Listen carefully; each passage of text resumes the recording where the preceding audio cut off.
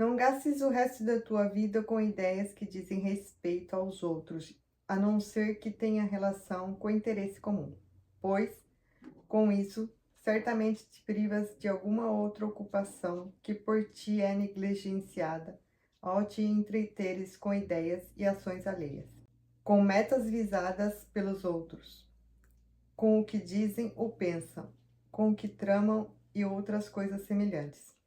Isto leva uma pessoa a fugir da observação e da atenção que deve dedicar à sua faculdade condutora. Observa, portanto, no encadeamento de tuas ideias, o cuidado no sentido de evitar aquilo que é arriscado e vão, principalmente o que é supérfluo e pernicioso. Habitua-te a pensar somente naquilo que, se alguém te perguntar de repente o que estás pensando, possas responder com total franqueza e de imediato, de modo que, se assim te abres, será possível perceber de maneira rápida e evidente que és sincero e benevolente em relação a tudo e que és dotado de espírito de comunidade. Isto sem ceder em absoluto aos prazeres e às fantasias volupiosas, livre de gostos pelas disputas, pela inveja e pela suspeita, ou por quaisquer outras coisas cuja revelação te faria enrubescer. Bom, pode parecer que seja um livro de autoajuda, mas estamos falando mais do que isso. Estamos falando sobre Meditações de Marco Aurélio. Marco Aurélio, imperador romano, que nasceu em 120 depois de Cristo, faleceu em 180 depois de Cristo. Ele é conhecido como o imperador filósofo. Ele escreveu esse livro. Na verdade, ele não escreveu esse livro. Na verdade, ele escreveu um diário com os seus pensamentos. Por isso que se chama Meditações. Na verdade, Meditações era para ele mesmo. Ele escreveu para que ele meditasse sobre as coisas que ele via, que ele pensava e que ele aprendia. Esses escritos foram escritos sem intenção nenhuma de ser publicadas, mas após a sua morte, isso foi passando pelos seus herdeiros, né, até chegar no século XVI, onde caiu nas mãos de alguém que decidiu que deveria ser publicado. Esses pensamentos deveriam ser publicados. Marco Aurélio, ele seguia as tradições filosóficas estoicas, ele era considerado um estoico, ele seguia à risca todos os ensinamentos do estoicismo, ele trazia para dentro da vida dele, para as ações que ele tinha, mesmo em tempo de guerras e dificuldades, ele trazia esses ensinamentos do estoicismo para a vida dele, ele regia o império dele através desses ensinamentos e ele trouxe para a vida dele.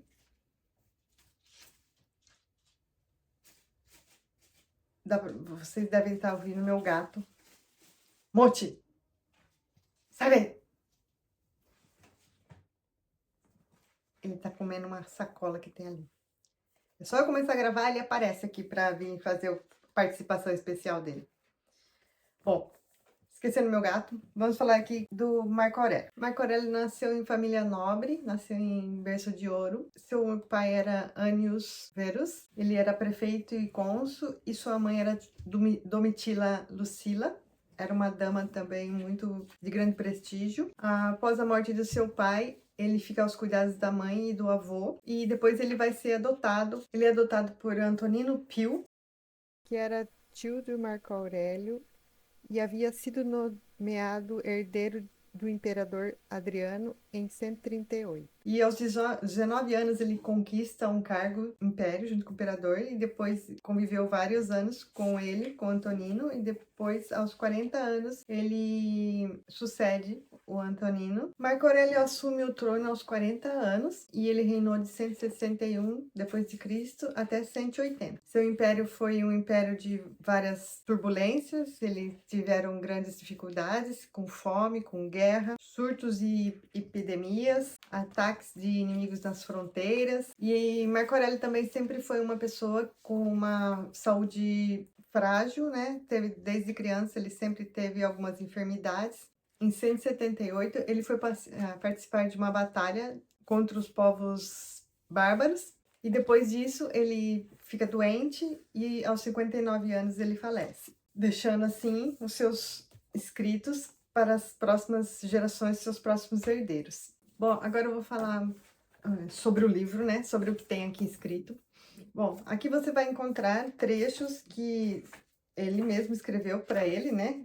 E estão divididos em livros, vai do livro 1 até o livro 12. E o primeiro livro, ele fala de todas as pessoas que passaram pela vida dele. Marco Aurélio não frequentou a escola pública, ele estudava com tutores na sua residência. E aqui ele vai falar o nome desses professores que passaram na vida dele e o que ele aprendeu com esses professores, qual a passagem dessas pessoas, todas as pessoas. Ele fala da mãe dele, ele fala do avô dele, ele fala dos professores dele, ele fala dos amigos dele, que cada pessoa que passou pela vida dele, né? Até os inimigos aqui ele fala. Todas as pessoas que passaram pela vida dele deixaram algum ensinamento. E ele fala o que ele aprendeu com essas pessoas. Eu achei isso muito interessante, porque a gente nunca pensa nisso, né? Todas as pessoas que passam na nossa vida, elas deixam algum ensinamento pra gente, né? E ele já deixou isso aqui escrito, e ele deixou nome e falou o ensinamento que cada uma dessas pessoas deixou na vida dele. E também ele fala das batalhas dele, né? Mesmo a pessoa sendo um inimigo dele, né, que ele tem que lutar contra aquela pessoa, essa pessoa também tem uma coisa para ensinar para ele, que ele não pode olhar para aquela pessoa com ódio, né? Que isso vai fazer mal para ele, né? Ele tem que lutar, ele sabe que ele precisa se defender, mas ele não pode sentir ódio daquela pessoa. Eu achei são ensinamentos, podemos usar até nos dias atuais, esse tipo de ensinamento. O estoicismo, né, voltou. Hoje você encontra vários livros estoicos por aí, vários temas que falam do assunto, né? Mas aqui é na prática, ele mostra na prática como ele levou isso para a vida dele, como ele usou isso durante a vida dele. São ensinamentos que nós podemos usar hoje. Você lê aqui e fala assim: ah, é verdade, eu também deveria fazer isso, eu também deveria usar isso na minha vida, porque são coisas do nosso dia a dia, são não odiar pessoas. Quer ver? Vou abrir um ensinamento aqui. Você pode abrir em qualquer trecho, que sempre vai ter uma coisa que ele vai ver com bons olhos. A alegria do ser humano consiste em fazer o que é característico do ser humano. Característico do ser humano são a benevolência no trato com aqueles que são de sua espécie, o desprezo pelos impulsos e agitação dos sentidos, o discernimento no que toca às ideias dignas de crédito e a observação da natureza, do universo e dos acontecimentos que são determinados por ela. Ele fala muito da natureza também, tem um trecho que ele fala do sol e da chuva, todas as coisas pelas quais anseias e que procuras por caminhos sinuosos, poderias tê-la desde já, se, por malevolência contigo mesmo, não as negasses por ti, isto é, se deixasses atrás de ti o passado em sua totalidade, se confiasses no futuro à providência e se procurasses concentrar-te restrita exclusivamente no presente, construísses para ele uma rota na direção da devoção religiosa e da justiça. Na direção da devoção religiosa, para que tenhas o amor pelo lote que te foi a ti atribuído, com efeito, esse lote foi a ti destinado pela natureza, e tu foste por ela destinado a ele. Na direção da justiça, para que teu discurso seja verdadeiro e para que tuas ações sejam de acordo com a lei e segundo o valor das coisas. Isso livremente e de maneira não intrincada e tortuosa. É o famoso viver o hoje. Você não viver no passado e aproveitar e agir perante a lei e a lei divina, né? Que ele fala muito sobre isso. Se você recebeu um lote, né? Se você recebeu alguma coisa da natureza, alguma coisa que pertence a você, você tem que desfrutar disso. E agir perante a justiça, né? Ser justos, fazer as coisas com respeito, dentro da lei. Isso daqui é muito atual. As coisas vão acontecer naturalmente. Marco Aurélio, por ser um imperador, estar no meio de tantas batalhas, tantas conquistas, tantas adversidades na vida dele, ele tinha uma visão de mundo diferente, né? Ele queria viver com leveza, queria viver com sabedoria, respeitando as pessoas, respeitando a natureza, respeitando tudo que existia em volta dele, a natureza, mesmo os desastres naturais são coisas divinas, né? Ele falava que ele não tinha como lutar contra aquilo, ele só tinha que esperar que nada acontecesse de mal e ver da melhor forma uma maneira de passar por aquilo. Ele era um imperador que seguia uma filosofia na vida dele e também no modo dele governar. Gostei muito desse livro. Ele é bem curtinho, ele traz grandes reflexões. Parece um tema já abatido, parece que você falar assim, ah, vamos viver o presente, já se esgotou esse assunto, porque tanta gente fala sobre isso hoje em dia, mas é uma coisa que realmente nós precisamos pensar, precisamos trazer para a nossa vida. Não é uma atualidade, isso não aconteceu hoje. Esse tipo de pensamento não nasceu hoje. Não é nenhuma novidade. É novidade, né? Lógico, para as pessoas que começaram a aprender sobre isso agora. Mas ele lá na Roma Antiga, em 161, já trazia isso para a vida dele, que através de outras pessoas, de outros pensadores, né, filósofos que trouxeram esse pensamento e ele trouxe para a vida dele. E é assim, nós precisamos trazer sempre coisas que nos façam bem, que a nossa vida seja mais leve. Apenas leia, leia, que vai ser uma grande oportunidade de você trazer conhecimentos para a sua vida. Ele escreveu para ele, ele não queria mudar a vida de outras pessoas, ele queria mudar a vida dele para que através dos pensamentos dele ele trouxesse coisas boas para outras pessoas. Ele queria ser uma pessoa melhor e por isso que ele escreveu esses ensinamentos, esses pensamentos, né? Ensinamentos não, esses pensamentos, para que ele mesmo pudesse voltar ali, ler e falar: eu devo fazer assim, eu devo agir assim. É uma coisa que eu acho que até nos dias de hoje nós também deveríamos fazer. Eu procuro fazer sempre. Para mim, para os meus pensamentos, eu também escrevo, eu também tenho os meus diários. Não sou estoica, né? Não sigo a filosofia estoica, mas eu acho que muito do que está escrito aqui é o que eu também penso, também sinto, eu também vejo. E esse livro me trouxe outras reflexões, outros tipos de ensinamentos, e são ensinamentos que não têm prazo de validade. Você pode sempre levar para a sua vida. Tudo que é bom, você deve trazer como aprendizado.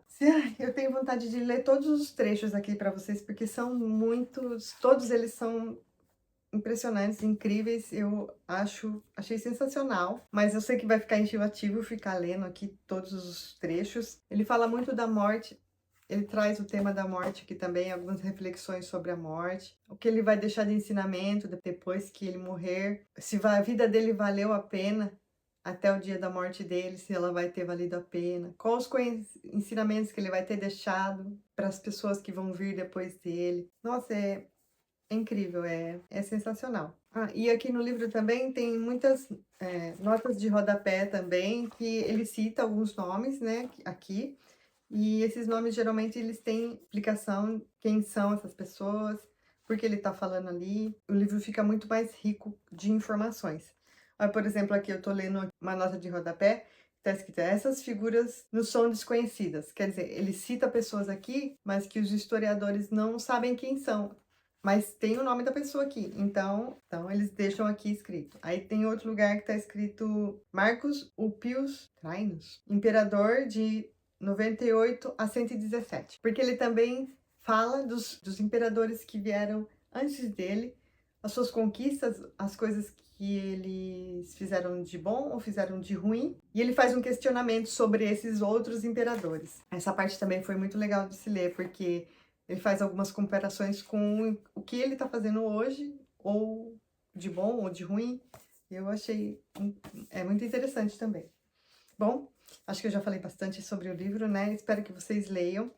A minha edição é de Edipro. Eu não sei se tem outra edição, eu não pesquisei, mas a minha é essa daqui, Edipro. Vem até um marcador com a mesma capa, né? E vem também dois postais aqui.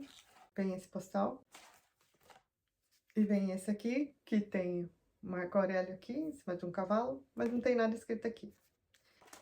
E é bem bonita a edição, ela é curtinha. Aqui atrás tem uma breve biografia do Marco Aurélio, vai falar, né, quando ele nasceu, o nome dos pais, quando ele faleceu, né, explicando sobre ele. E aqui também, na introdução, tem falando um pouco sobre o império dele, sobre o achado desse livro, porque que ele foi escrito. Tem bastante informação, apesar de ser um livro curtinho, ele tem bastante informações que deixam a leitura mais rica pra gente poder entender melhor. E ele tem 155 páginas. É um livro curtinho, você vai ler rapidinho. Também, se não quiser ler rapidinho, leia devagar, porque são ensinamentos. Ninguém aqui tá com pressa, ninguém precisa absorver isso aqui do dia pra noite. É até bom que você leia devagarzinho, porque você pode ler, pensar sobre aquilo que você está lendo. Você pode deixar para ler um por dia, porque eles são numerados, eles têm número, cada livro tem uma numeração.